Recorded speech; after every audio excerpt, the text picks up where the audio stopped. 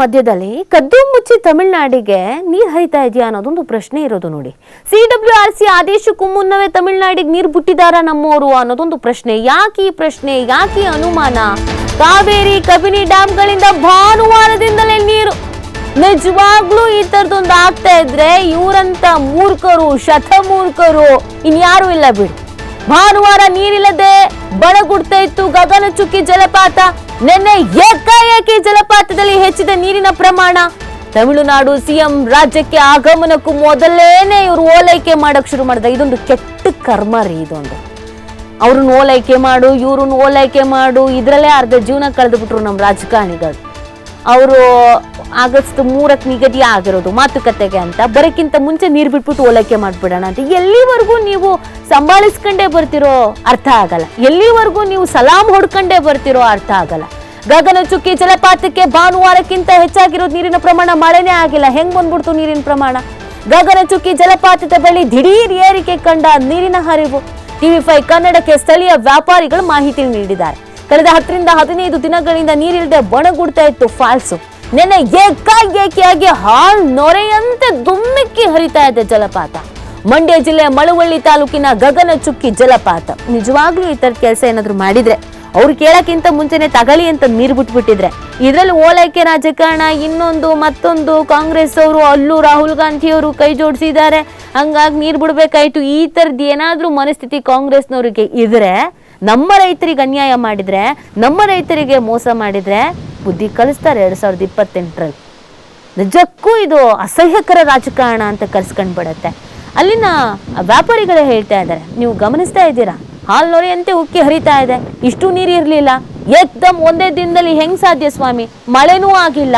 ಹಾಗಿದ್ರೆ ಕದ್ದು ಮುಚ್ಚಿ ನೀರು ಬಿಡ್ತಾ ಇದ್ದೀರಾ ನೀವು? ಈ ಕೆಲಸ ಮಾಡ್ತಾ ಇದ್ದೀರಾ?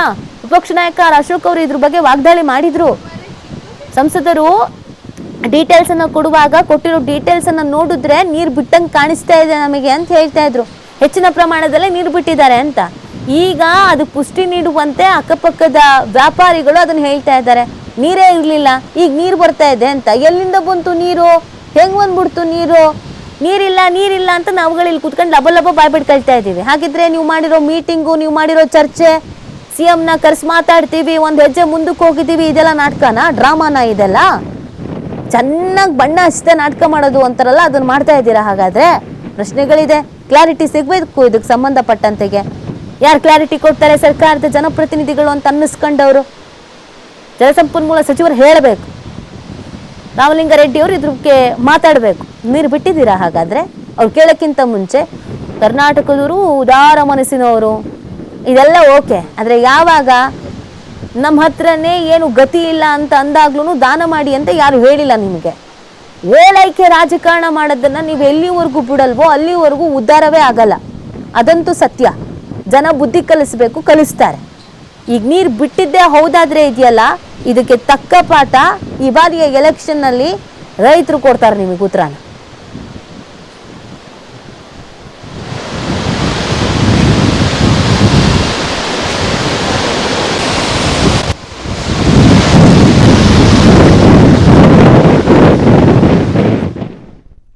ನೀರು ಗಗನಚುಕ್ಕಿ ಫಾಲ್ಸಲ್ಲಿ ಒಂದು ವಾರದಿಂದ ಇರಲಿಲ್ಲ. ಇವತ್ತು ಬೆಳಗ್ಗೆಯಿಂದ ಸ್ವಲ್ಪ ನೀರು ಬರ್ತಾ ಇದೆ.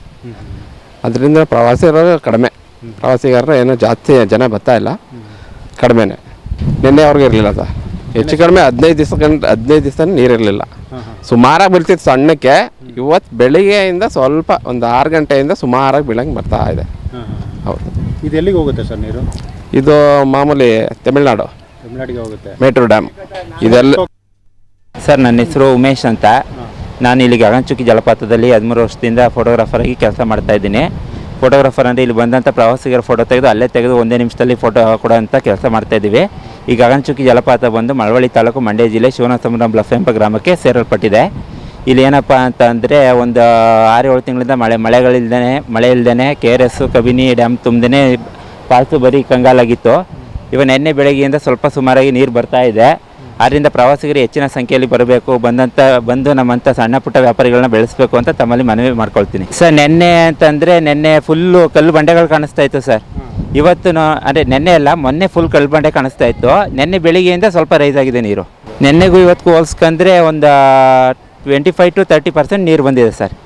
ಇನ್ನು 75% ಬ್ಯಾಲೆನ್ಸ್ ಇದೆ ಸರ್. ಇದು ಒಂದು KRS ಇಂದ ಕಾವೇರಿ ನೀರು ಬಂದರೆ ಮಾಹಿತಿ ನೀಡ್ತಾರೆ ನಮ್ಮ ಪ್ರತಿನಿಧಿ ಶಶಿಕುಮಾರ್. ಒಂದ್ ಕಡೆಯಲ್ಲಿ ರೈತರು ಹೋರಾಟವನ್ನ ಮಾಡ್ತಾ ಇದ್ದಾರೆ, ಆಲ್ರೆಡಿ ಬೀದಿಗೆ ಇಳಿದಿದ್ದಾರೆ. ಇವತ್ತಿನಿಂದ ನೀರು ಹರಿಸಬೇಕು ಅಂತ ಆದೇಶ ಬಂದಿರೋದು. ಇವ್ರು ನೋಡಿದ್ರೆ ನಿನ್ನೆಯಿಂದನೇ ಶುರು ಹಚ್ಕೊಂಡಂಗೆ ಕಾಣಿಸ್ತಾ ಇದೆ. ಸದ್ಯದ ಪರಿಸ್ಥಿತಿ ಏನಿದೆ? ಓಕೆ, ಸಂಪರ್ಕ ಕಡಿತ ಆಗಿದೆ. ನೋಡಿ, ಈ ಸುದ್ದಿ ಈಗ ಸಿಕ್ಕಾಪಟ್ಟೆ ಚರ್ಚೆಗೆ ಕಾರಣ ಆಗತ್ತೆ, ಆಕ್ರೋಶಕ್ಕೂ ಕೂಡ ಕಾರಣ ಆಗತ್ತೆ. ಆಲ್ರೆಡಿ ರೈತರು ನಿನ್ನೆ ರಾತ್ರಿನೇ ಹೋರಾಟವನ್ನು ಮಾಡಿದ್ದಾರೆ. ಇವ್ರು ನಿನ್ನೆಯಿಂದಾನೇ ನೀರು ಬಿಟ್ಟಿರೋದು ಹೌದೇ ಆದರೆ ಇದು ಕಿಚ್ಚು ಹಚ್ಚಿಸುತ್ತೆ.